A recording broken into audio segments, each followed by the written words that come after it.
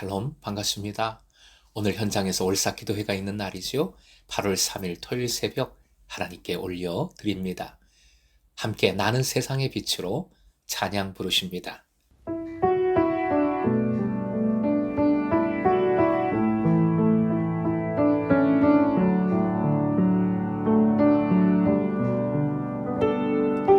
나를 세상의 빛으로 부르신 주님 비추소서. 나도 주님의 빛을 비추리라.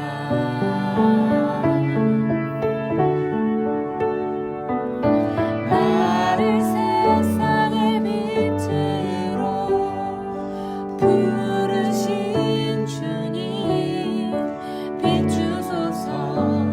나도 주님의 빛을 비추리라.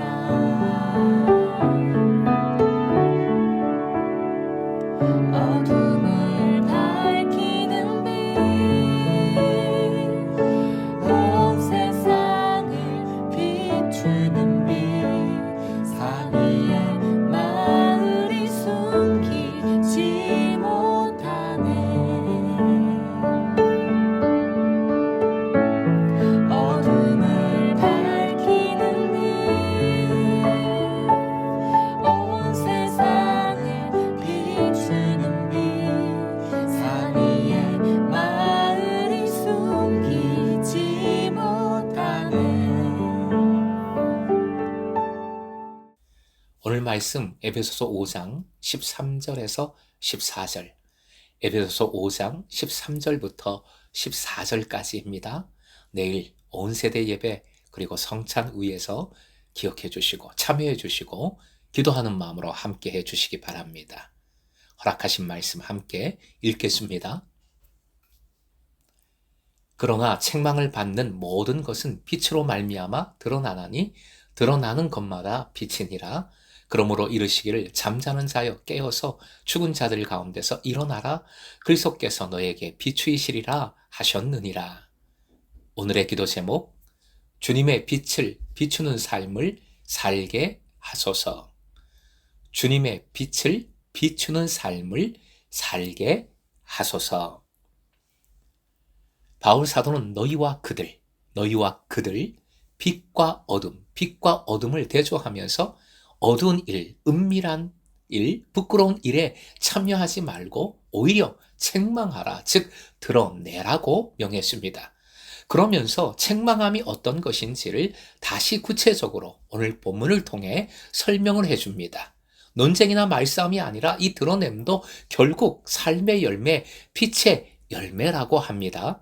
즉 본문 13절, 그러나 책망을 받는 모든 것이 빛으로 말미암아 드러나나니 라고 합니다. 드러나는 것마다 빛이니라 라고 하고 있습니다. 빛의 자녀인 그리스도인들이 빛의 열매를 맺는 삶을 살아갈 때, 그 열매를 풍성히 드러낼 때 빛의 열매들은 어둠에 속한 자들을 조명하여 비추어 주어서 어둠의 행위의 실체를 드러내게 되는 원리입니다. 즉 빛의 자녀들은 그들의 삶 속에서 맺는 열매를 통해서 어둠에 속한 자의 죄악을 드러내므로 어둠에 속한 자들로 하여금 자신들의 행위의 실체를 보게 하고 빛에 대해 응답하게 하는 것입니다. 이 드러냄의 원리를 우리는 온전히 기억해야 하겠습니다. 드러냄이 상대방의 잘못을 지적하고 꼬집고 이게 잘못이다 고발하는 수준이 아닙니다. 드러냄이란 나의 빛됨을 드러내는 것입니다. 그러니까 초점이 외부 사람에게 있는 것이 아니라 나에게 있다는 것이지요. 더 밝게, 내가 빛의 열매를 더 밝게 드러낼 때 상대방의 상태가 잘 보입니다. 결국 드러냄의 초점은 상대방에게 있는 것이 아니라 내게 있는 것입니다. 그래서 이내 드러냄은 나의 빛됨을 드러내는 것입니다. 이것은 결국 나를 빛되게 해주신 예수님을 드러내는 것이지요. 14절은 구약 성경을 전체적으로 인용한 말씀이라 할 수 있습니다. 이런 인용 구절은 초대교회의 세례식에서 사용되었던 찬송이었을 것으로 추정됩니다. 이 세례식 찬송은 세 가지 비유로 이루어져 있습니다. 첫째는 잠자는 자여 깨어서 라는 표현에 들어있죠. 잠자는 자는 그리스도를 영접하기 이전, 즉 어둠에 속한 자를 의미합니다. 깨어서의 원어는 에게이레라는 단어인데 사실 중요한 단어입니다. 이 단어는 영적 부활과 연관된 것으로 그리스도를 영접함으로 새롭게 태어난 상태를 뜻합니다. 둘째 비유는 죽은 자들 가운데서 일어나라 라는 말씀입니다.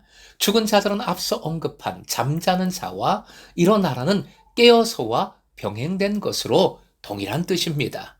셋째 비유는 그리스도께서 너에게 비추시리라 라는 말씀입니다. 비추시리라의 원어는 천체, 즉 해와 달이 떠서 빛을 발하는 것을 표현하는데 사용된 것으로서 빛으로 오신 그리스도께서 어둠 속에 있는 자들에게 생명의 빛을 비추심을 뜻합니다.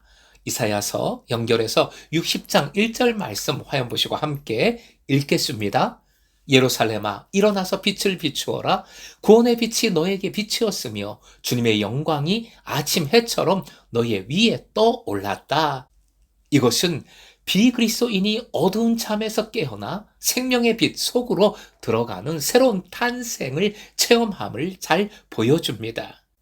사랑하는 예배자 여러분, 오늘 드러냄의 원리가 본문에 나왔습니다. 이 원리를 우리는 잘 기억해야 하겠습니다. 드러냄은 폭로하다라는 강한 뜻의 단어입니다. 빛이신 예수님께서 비추어 주시어 어둠이었던 우리가 빛이 되었습니다.